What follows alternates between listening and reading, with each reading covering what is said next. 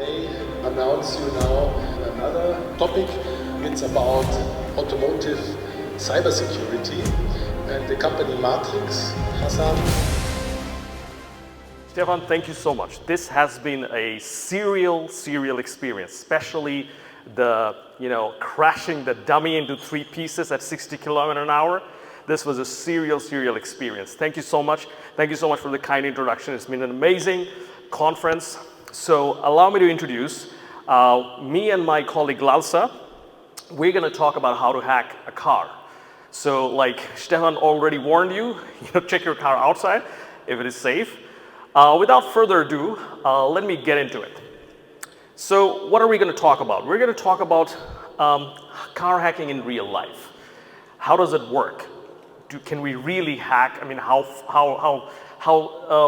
kind of a danger are we in? Is it really possible to hack a car?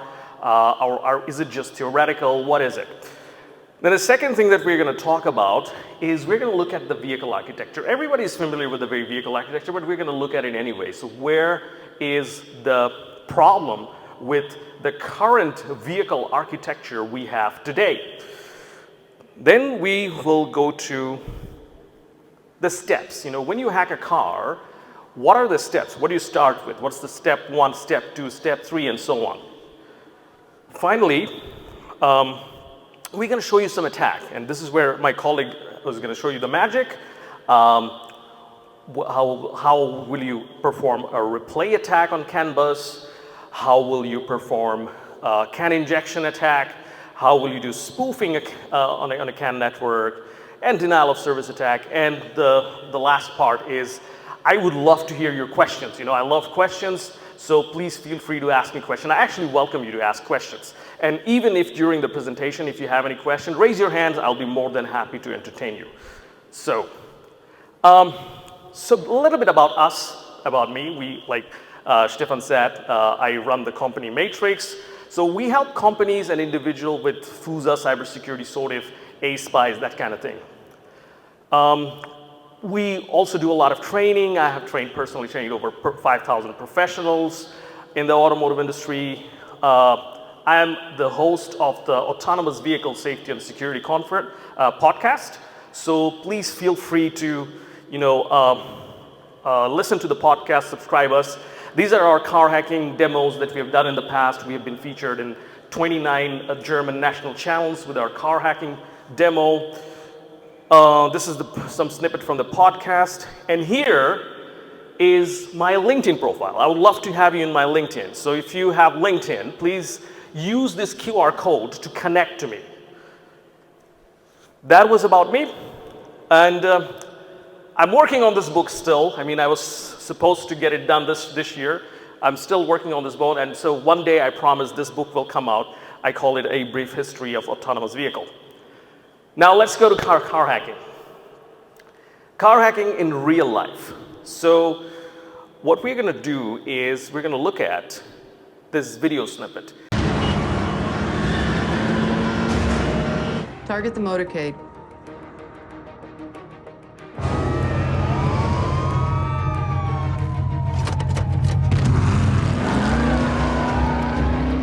And here they come.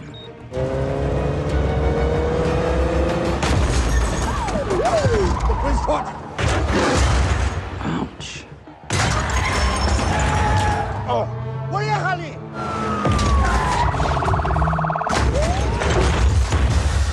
No. Police escort down. Take out the lead and follow cars.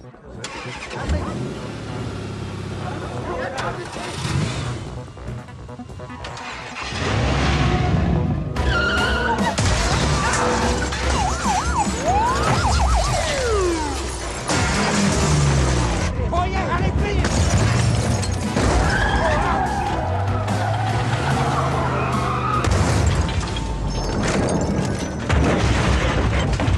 2 more down. They're still under warranty. Перед нами еще один! Стреляем по двигателю!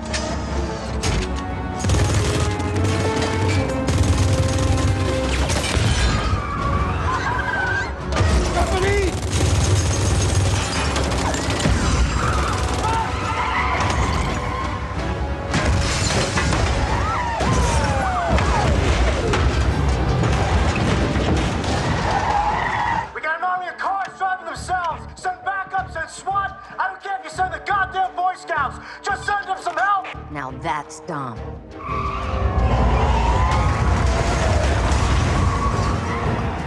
Быстрее, быстрее!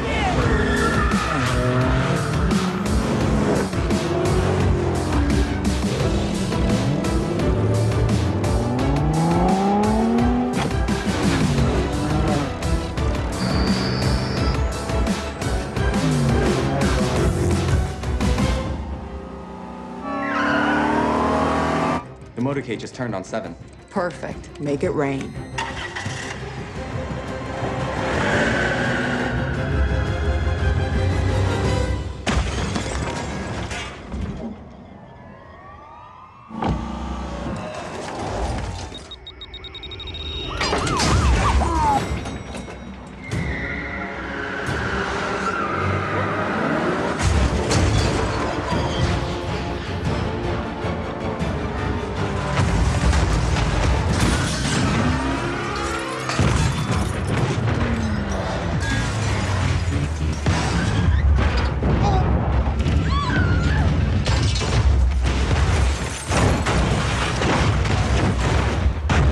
So we're going to pause here and ask you a question.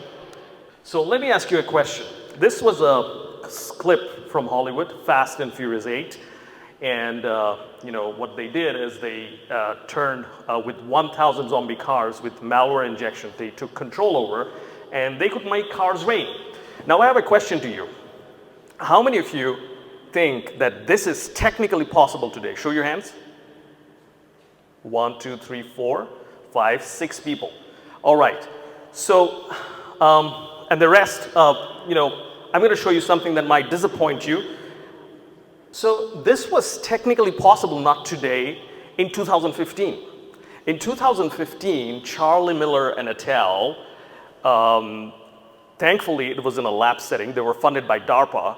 In a lab setting, they could take control. They could take a control over a car by exploiting some GPS port remotely, and they could do anything with it. So since 2015, the Hollywood fantasy that we see here is technically possible. How's that possible? So let me tell you a little bit about the generations of cars in terms of connectivity. So the first generation of connected vehicle comes when we had a GPS device like TomTom or our cell phone. We could connect it to a car. That was the first generation of connected vehicle. Technically, you're connected, somebody could access your vehicle. Now the second generation is what we're going through now. Every car has an IP address, and every car is connected at least to the back end. So you're continuously sending data to the back end. And the third generation is car-to-X communication, where your car will be connected to various other things. And the fourth generation is going to be the fully autonomous, where everything is connected. Now, whenever your car is connected, theoretically, someone can access your vehicle and take control over it. Now, I'm going to show you today how easy or difficult it is. So, are you ready for that? Let's go and look at the vehicle network. So this is the classic vehicle network, which is based on a CAN bus. Here is a problem with the CAN bus. When people engineered the CAN bus, that was a brilliant engineering in terms of efficiency, but here's one thing they did not think about.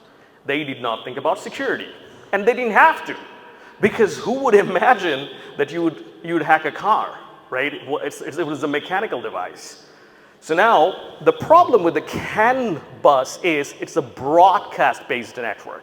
So you're broadcasting data, and if everybody can read everybody's data. If this data is relevant for me, I'm going to consume and do the things. That's the architecture.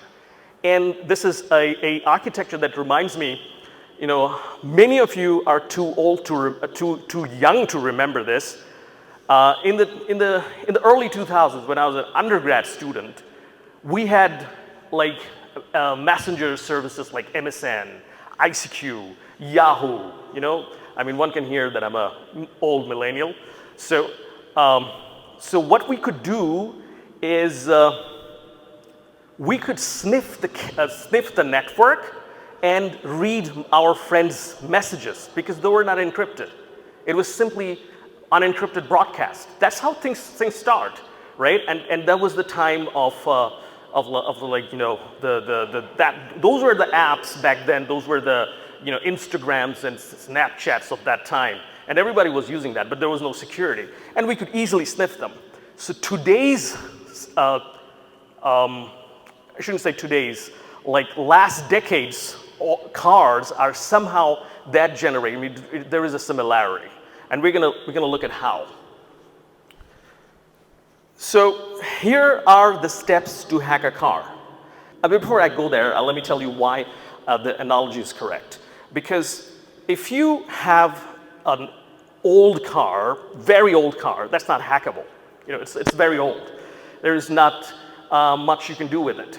But if you hack a relatively older but not that new, like something right 2012, 13 car, you can very easily hack it, but you can't do the Fast and Furious 8 thing with it. You can't make it rain because there is no ADAS function with it.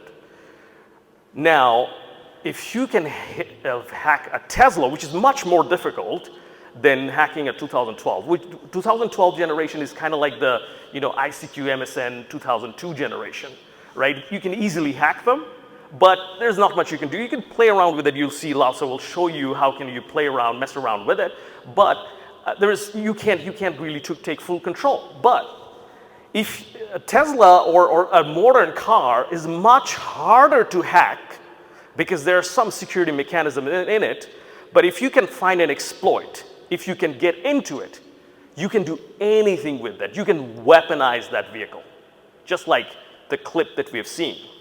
So now, what we're going to look at is we're going to look at the theory, you know, the steps behind hacking a car. And Lhasa is going to show you in our simulated environment how you sniff the CAN network and all those. So here are the steps of hacking the vehicle. Step one is you have to penetrate the vehicle. Somehow you'll have to access the vehicle. So in the scenario that we've seen, Charlie Miller and Attell, where the DARPA funded project where they hacked a Chrysler Jeep, what they did is they exploited a GPS port to gain access to the vehicle. You can also gain physical access to the vehicle. Some people massively underestimate the physical access. You know, we have we in our podcast when you talk about hacking, we show hacking demo. A lot of people criticize, hey, this is no hacking because you don't have physical access. It's not remote. Tell you what, 80% of the real life hacking somehow there was some social engineering and physical access attached to it. They may use someone to steal a certificate and so on. So physical access should not be underestimated. Or remote access, what have you. So accessing the vehicle, that's the first part of the game. Now, the second step is access the CAN bus. Once you get to the vehicle, somehow you have to access the CAN bus. The easiest is the OBD2 port. If you take your vehicle to the workshop for fixing, they connect it to the OBD2 port, and you can actually access the CAN bus. So accessing the CAN bus is the second part of the equation. Now, the third thing you want to do, you want to listen. You're going to sniff the CAN bus. You want to, just like the ICQ MSN time in 2001, you sniff the CAN bus. You listen to the CAN bus, what's going on. And then what you do, this is where you spend a massive amount of time. The hackers, or in our penetration testing lab where we are paid to hack cars, this is where you spend a massive amount of time, reverse engineering. You have to understand what's going on. Especially if it is black box, then you have to understand, and car tuners are the best hackers. You know, they've been doing this since decades. So that's the part the hackers will spend most amount of time, because nobody is gonna, once they have the access, nobody's gonna start reverse engineering at that time, because they'll have probably a little window of opportunity to execute the attack. They'll spend time and money and all those in their lab to understand the architecture, the message format, the vulnerabilities, they will know what they will do. Once they can access with a GPU, GPS port, Bluetooth, or what have you, they'll just execute the attack. Then you have to design the attack. And once you reverse engineer, once you've understood, okay, this is what's happening, then you design the attack.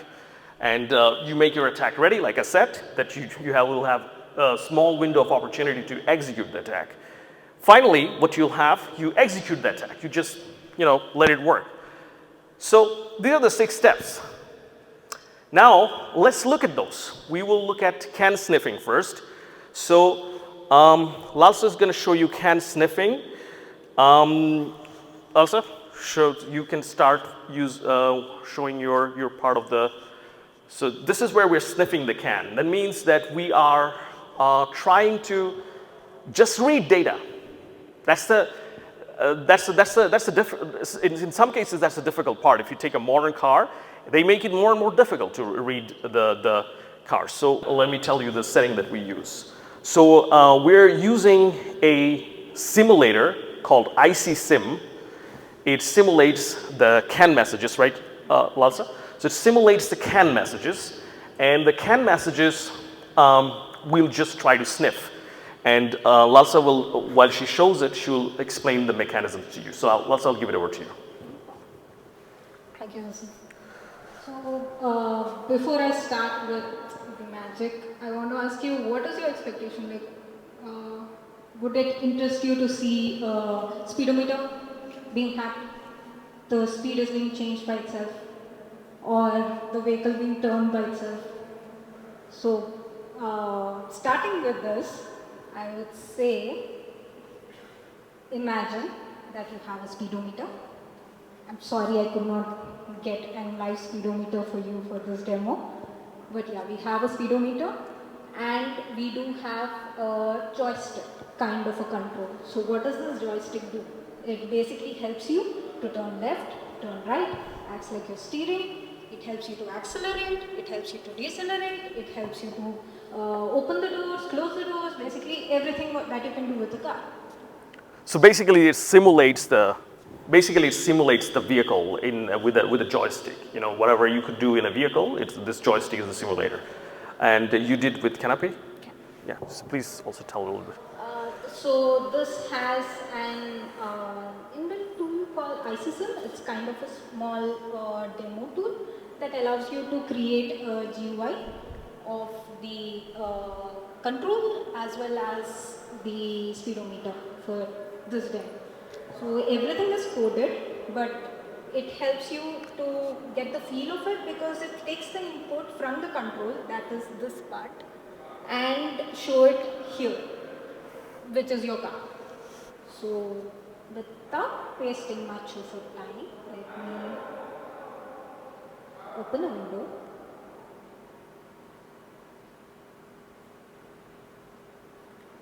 How would you want to sniff a car? Like, you want to see all the CAN messages that go on the car? So maybe we can talk a little bit about what is the setting. Yeah. So it's coming from OBD2, right?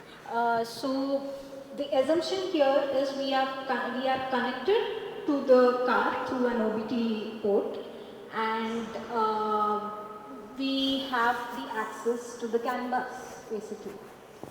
So when you'll do it, you'll have one computer connected to your OBD2 port, and that is the hacker's computer, and that's going to sniff the CAN data. Now, the same principle you can apply if you can somehow access the CAN data, the same sniffing principle, by any other means, by exploiting other vulnerabilities. One of them was the example of the Charlie Miller and et al. So here's a small command that I'm running. So this is a CAN sniff command. So it's basically an, you can say, an inbuilt library that helps you to sniff the CAN messages. So what this is doing is, it's trying to connect to the virtual CAN, which I have already set up with the name vCAN0. And when I click enter, this happens. So I'm able to see all the CAN messages that are sent through my set up here, and the red ones are just the color code ones. It's just telling the data has been changed. So yeah, that's how you sniff. So that's the sniffing part. So what we will do after you sniff, we will, obviously the next part is reverse engineering, which is really the largest task, which we will not do right now because we've already reverse engineered.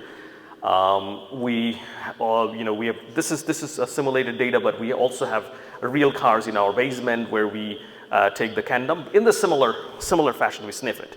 Now the first attack you want to show is the replay attack, right? So let me tell you what is a replay attack. Replay attack is you somehow capture the network data, the CAN data, to replay it at a later time, to when this is not legitimate. So your ECUs will think this is legitimate data. It looks exactly like the same, but it is not. You're just replaying something that you have captured before. So that's a typical attack, and Lalsa is going to show you how to do that. So to do a replay attack, we first need a CAN dump of the existing CAN messages which we are getting here. So what we are doing is we will try to simulate a scenario where the car is going left, car is going right, and the doors are open and closing. And apparently when I replay the messages, like if there is a replay attack, the hacker is going to try to replay the same scenario which is sent. So when I'm trying to open the door, it will open. When I close, it will close. But the thing is, I'm not doing it. The attacker will do it. So let me start my countdown. I'm accelerating. Let me go till 80.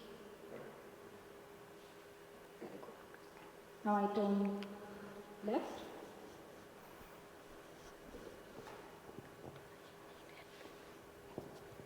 All right. Might have to open Yeah, the you need both hands. Yeah. Got it. I'll open the door and then let's say 2 doors. And then I close. So where is the door shown? The door is in the red. Oh, it's not shown here. It's the red color part. I'm not sure if it's visible.